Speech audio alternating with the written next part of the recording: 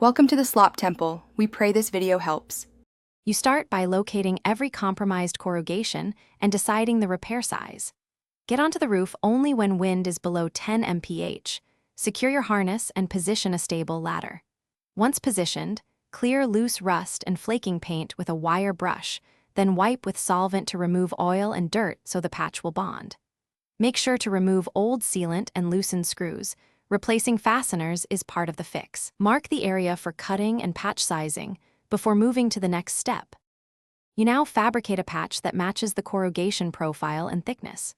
Trace and cut from the same gauge metal, allowing 2 to 3 corrugations or 3 to 4 inches overlap on flat cuts. File burrs smooth. Position butyl flashing tape under the patch edges so it sits continuous against the roof.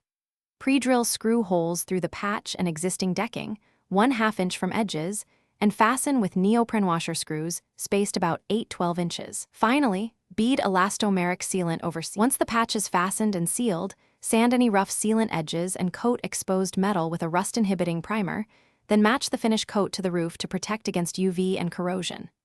Make sure to inspect the interior after the next rain to confirm dryness. You should retighten any loose screws and add sealant where bubbles or gaps form. If leaks persist, check for inadequate overlap, hidden deck rot, or severely warped panels. If so, you must remove and replace the full panel rather than patching.